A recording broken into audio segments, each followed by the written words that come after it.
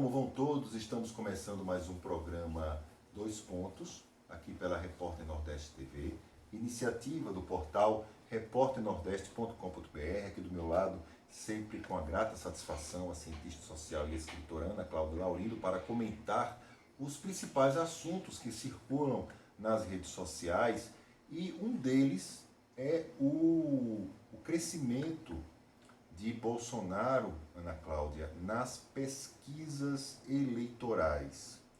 É claro que a gente observa hoje que a gente está há 2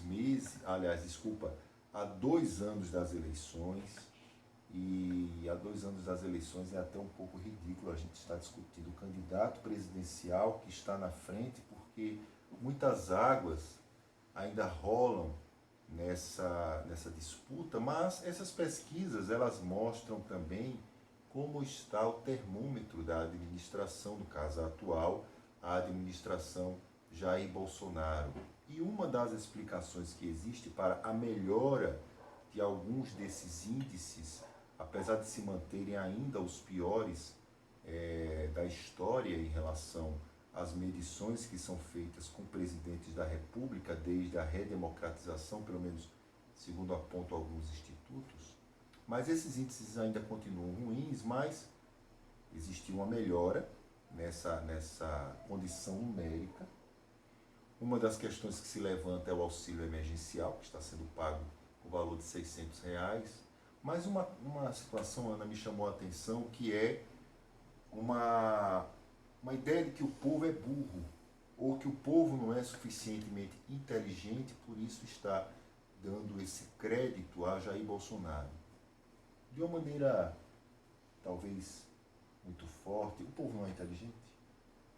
Olá, Odilon, te cumprimento com muito gosto. Fazer esse trabalho ao seu lado é muito bom, muito importante.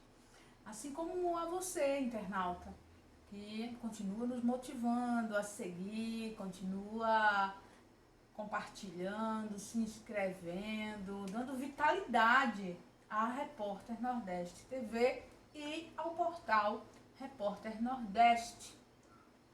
Olha, Odilon, às vezes o simplismo das explicações, eles cometem graves erros. Erros de percepção dos fenômenos. Não dá para fazer uma análise do momento presente de maneira impulsiva, pegando um dado que está posto muito na superfície, sem antes considerar o que se tornou o Brasil de 2016 a 2020. A partir do presidente Temer, como resultado do golpe que foi dado na presidente Dilma, assumir os rumos desta nação, o Brasil entrou em uma descida em qualidade social, qualidade de vida social. E isso foi implicando a perda de poder econômico da população. Exatamente. Uma coisa gradativa que foi se dando e chegou ao ponto de nós nos encontrarmos hoje com o maior número de desempregados da história recente. Associe-se a isso a má qualidade do perfil educacional que foi sendo gestado dentro de uma política de perseguição aos conteúdos, de perseguição e de imposição de um currículo desossado, um currículo sem substância, sem qualificar o indivíduo a partir da sua aplicação na sala de aula. Nós temos este fenômeno desde 2014, acirrado em 2017, 2018, e nós chegamos a 2020 com uma população com menos expectativa de mobilidade social, com sonhos de futuro bastante reduzidos, com perspectiva de empregabilidade bem tímida, nós estamos hoje em um país que passa por uma pandemia. Já temos quase 110 mortes por coronavírus. Nós temos medo, nós temos angústia, nós temos desesperança. Precisa de mais elementos para que eu diga que o Brasil hoje já é uma terra arrasada? Um cenário social de terra arrasada. É preciso sim levar isso em conta. Esse povo teve a sua subjetividade sequestrada por uma onda de perdas, uma onda de retiradas, uma onda de fracassos como projeto político, sendo impostos às vidas reais de quem não tem recurso para se dar conta disso. Eu sou uma cientista social. Eu tive acesso, sim, a um preparo teórico, a um preparo metodológico, a um preparo estatístico, que me permite fazer uma abordagem rápida com esse teor de maneira tranquila. Mas eu não posso esperar que o trabalhador que acorda cedo, luta pela vida da maneira que consegue, chega em casa cansado, encontra os problemas da vida, os problemas da urbanidade, os problemas da vida real lá esperando. Eu não posso exigir que ele tenha a capacidade de fazer essas leituras e essas análises, porque muito antes que ele sentisse o desejo de fazer, ele já foi descartado do rol dos que farão este tipo de análise, de leitura de pensamento, como você melhor preferir. Desse modo, com qual astúcia nós podemos chamar o povo que sobrevive nesta terra de burro, de pouco inteligente, de culpado? Não! Esse povo é sobrevivente. Nós temos um país de sobreviventes. Sobreviventes de um cenário de guerra social, histórica, econômica, numa terra arrasada. Se este povo está recebendo um auxílio de R$600, que para ele está vindo como um presente do presidente em um momento de desemprego, de fome, de medo, de morte, de doença, o que seria estranho em este povo aumentar, com a sua opinião sincera, inclusive, a popularidade deste presidente? Veja, então, você que está ouvindo essa análise, que isto não é um reflexo real de Bolsonaro. Não é uma verdade do nosso povo. Mesmo que o nosso povo esteja sendo sincero quando elogia ou quando acata a política de Bolsonaro e recebe o auxílio e se empolga com ele, não é um reflexo da verdade. É um reflexo do cenário de terra arrasada. Vulnerabilidade social, econômica, emocional, psicológica, identitária, política, uma sucessão de fragilidades. Se Bolsonaro fica muito contente com esta análise, esta é a análise que ele está merecendo agora, como resultado de todos esses desmontes, porque é um grito que sai do fosso. Porém, nós estamos em 2020. Se este grito que o apoia vai se transformar em voto em 2022, é muito tempo que ainda está separando estes pontos históricos para podermos afirmar ou até mesmo temer ou se preocupar com este índice de aprovação que ele recebe no momento mais crítico da história do Brasil, no ano de 2020. E olha, a pandemia ela não está mais na agenda presidencial, como a gente já vai observando. Essa narrativa de que o país ele não deve se preocupar tanto com a doença, ela vai aos poucos ganhando cada vez mais espaço. Além disso, o Bolsonaro ele embarca no discurso de 2022 e a esquerda brasileira ou a oposição brasileira, ela embarcou junto com o presidente da República nessa mesma caravela, que não vai nesse momento para lugar nenhum, porque ninguém consegue mandar no tempo, muito menos nas circunstâncias do tempo. Nós não temos como adiantar os minutos de um relógio e também a gente não tem como controlar os acontecimentos que vão se desenrolar até 2022. E nós temos hoje alguns debates que são muito interessantes, mas não existe uma bandeira definida para levar adiante, principalmente no Congresso Nacional. Por exemplo, a taxação das grandes fortunas. Há sim uma movimentação interessante, é verdade, de planos de governo que vão sendo apresentados com planos alternativos de governo ao governo Bolsonaro. Quem começou com essa onda foi o Ciro Gomes, que lançou recentemente um livro em que fala do projeto que o grupo dele trabalhou para o projeto de desenvolvimento do Brasil. O PT também já se articula para fazer no mês de setembro o lançamento desse outro plano, e isso vai se apresentando como uma estratégia, como uma alternativa para as pessoas, para que elas não se sintam tolhidas em dizer assim, eu só posso votar em um, só tem o Bolsonaro na história.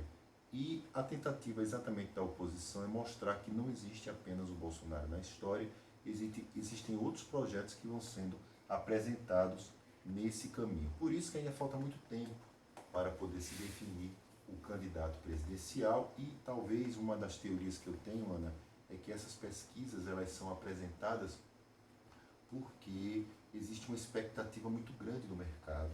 O mercado ele faz investimentos a curto, médio e longo prazo, e quando você projeta um cenário para 2022 com o presidente da República, que é o atual, numa situação um pouco mais confortável em relação ao cenário, é claro que o mercado ele também se sente mais à vontade para ganhar mais dinheiro. Existe também, Odilon, um outro elemento, como por exemplo, as equipes que trabalham assessorando o Bolsonaro e que têm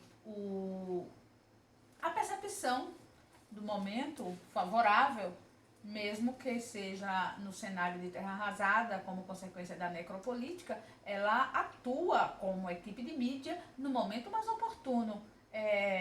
Eu lembro de algumas circunstâncias em que é justamente na hora do desespero que o opressor se beneficia. Ele gera o desespero. Exatamente. E gera também, e colhe do desespero o benefício. É um jogo de marketing que utiliza este recurso, que não é de espantar, porque tudo que vem de Bolsonaro para o povo tem uma característica de necropolítica.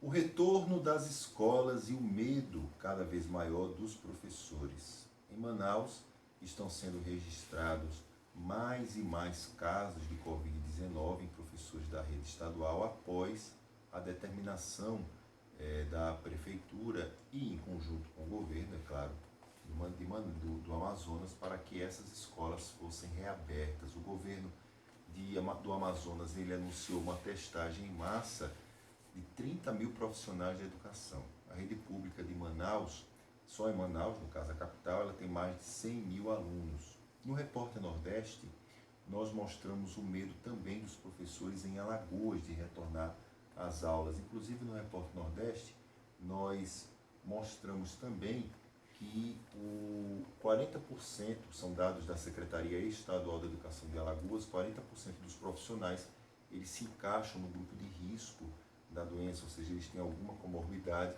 que acaba afetando, no caso, ou tornando esse grupo ainda mais vulnerável em relação à Covid-19. E é exatamente isso que está acontecendo. Hoje, Alagoas ainda não tem data para retorno das aulas, mas há um aviso da Secretaria de Educação de que as aulas vão voltar mesmo antes do mundo, do país, colocar em prática uma campanha ampla de vacinação, se a vacina realmente, que está sendo anunciada pela China, agora pela Rússia, e agora o Brasil também está nessa corrida, se a vacina realmente for comercializada. Então, quem tem qualquer conhecimento mínimo do que é uma sala de aula e principalmente no modelo em que a escola pública funciona no Brasil, vai saber compreender o medo dos professores, vai entender as razões deste medo, principalmente pela disposição dos espaços. Não são espaços projetados para separar. São espaços aproveitados dentro do seu limite de possibilidades. A LDB, inclusive, ela deixou os professores em uma situação muito vulnerável com relação à quantidade de alunos que poderia ser regulada por lei. Então, é possível que existam salas passando de 50 alunos. Como numa pandemia que requer como medida básica 1,5 metro de distanciamento de um ser ao outro, isso sem falar de máscaras, estes equipamentos todos, a proteção das mãos, só considerando a questão da disposição espacial. As salas de aula das escolas públicas, em sua maioria, não permitem que se efetive esta medida básica de 1,5 metro. Mesmo colocando uma cadeira na frente, uma cadeira atrás, ainda assim, na lateral, os indivíduos vão se encontrar. Pode dizer, não, mas deixa a lateral em espaço. Onde vai colocar o excedente? Porque são muitos alunos. E isto é reflexo de uma demanda sempre mal assistida no Brasil, que é a demanda de alunos de escola pública. Nós temos sempre menos escolas do que é necessário por localidade, por região. Principalmente na região Nordeste, na região Norte, onde é mais acentuado. Ser mais acentuado não significa que no Sul e no Sudeste também não existam seus grandíssimos desafios. Nós acompanhamos professores de todas as regiões do Brasil e nenhum deles está confortável com a possibilidade do retorno às aulas por conta da pandemia. Lembrando que cada profissional que atua na escola, ele também tem em casa o seu filho, seu pai, sua mãe, seu avô, sua avó, e uma preocupação de, além do medo de contrair, o medo de transmitir. Gente, 110 mortes já... 1.000 mortes. 110 mil mortes, perdão, já está em curso. Se as escolas retornarem massivamente no Brasil, o medo, ele também vai aumentar bastante. Porque a possibilidade desse número vir a dobrar e a triplicar é real.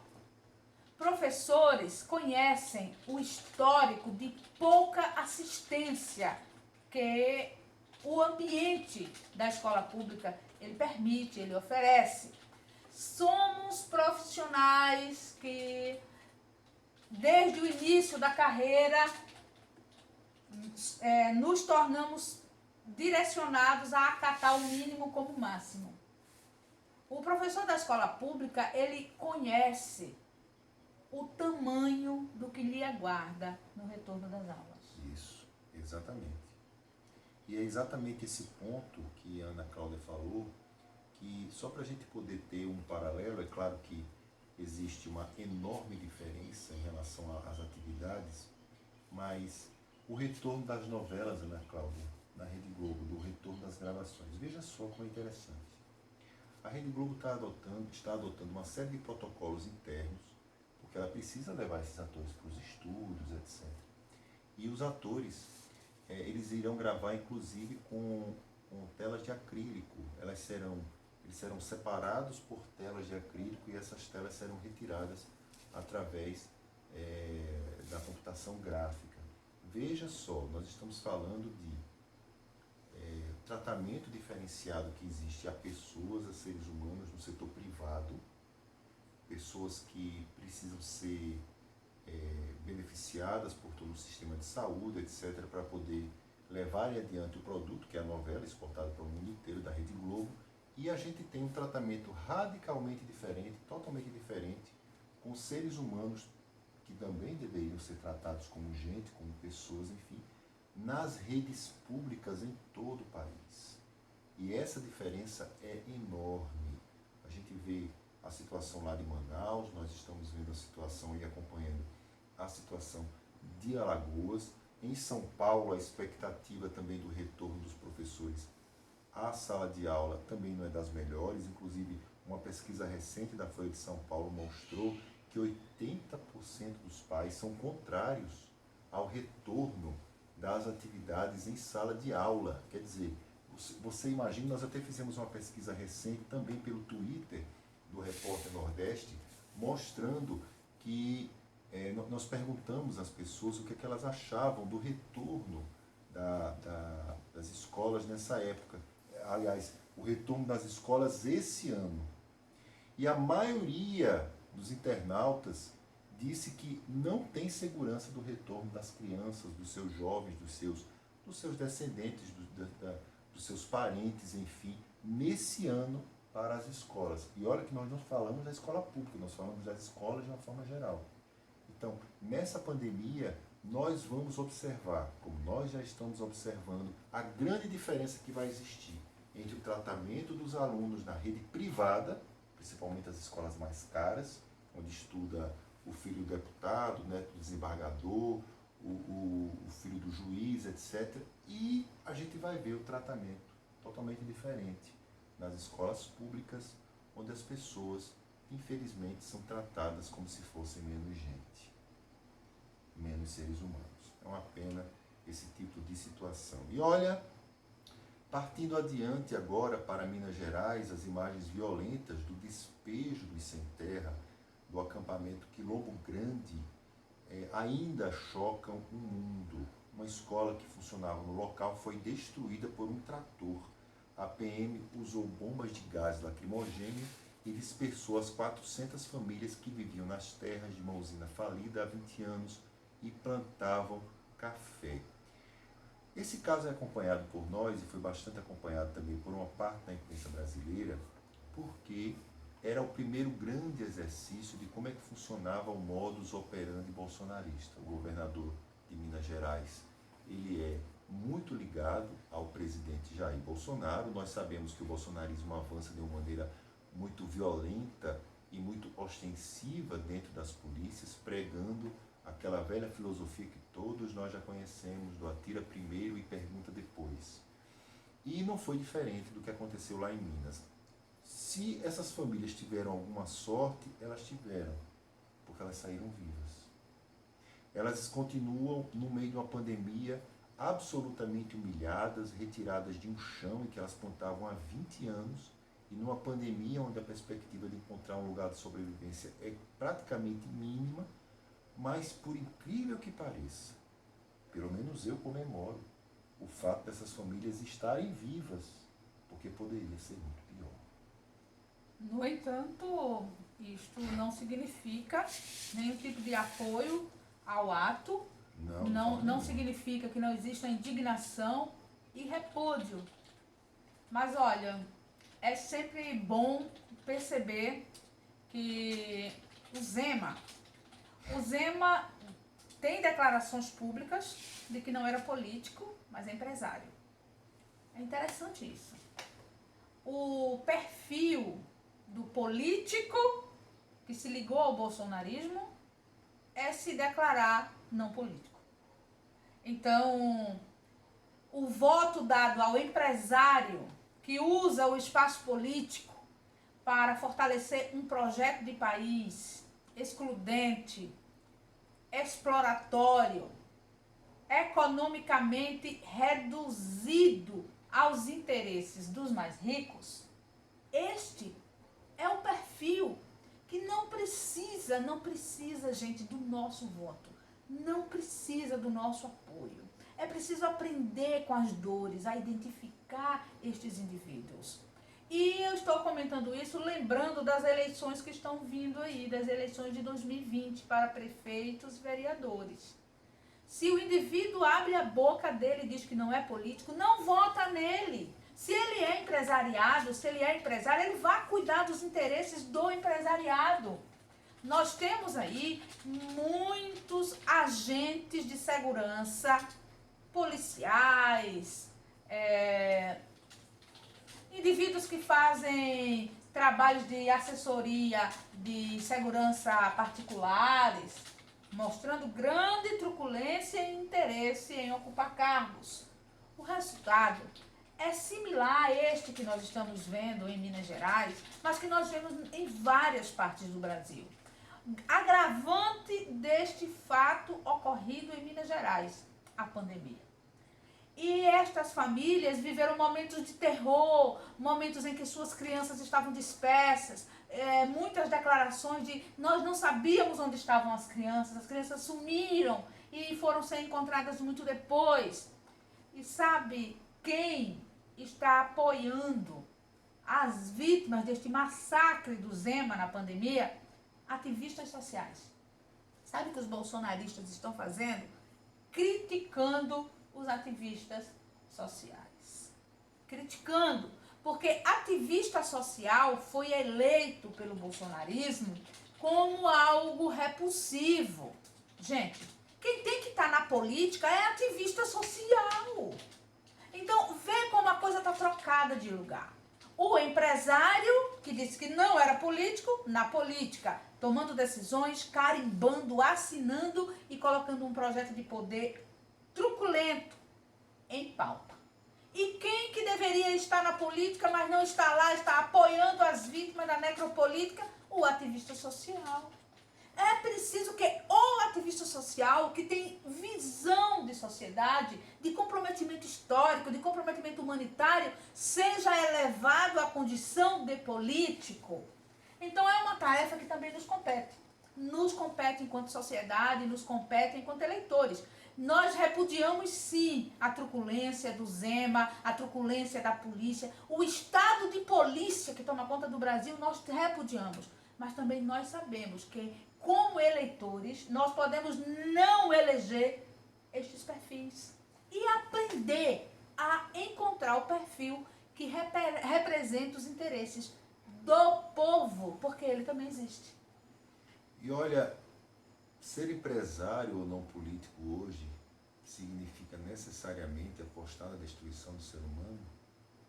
Essa é uma pergunta que a gente faz aqui no encerramento do nosso programa Dois Pontos, aqui pela Repórter Nordeste TV, iniciativa do portal repórternordeste.com.br. Mas antes de encerrar, nós pedimos que você possa curtir, compartilhar, se inscrever no nosso canal, acompanhar as nossas redes e também, é claro, mandar a sua sugestão, mandar a sua crítica, mandar a sua ideia. Nós estamos à disposição nas redes sociais, no Facebook, no Twitter, etc. E, é claro, no repórternordeste.com.br. Até a próxima. Abraços.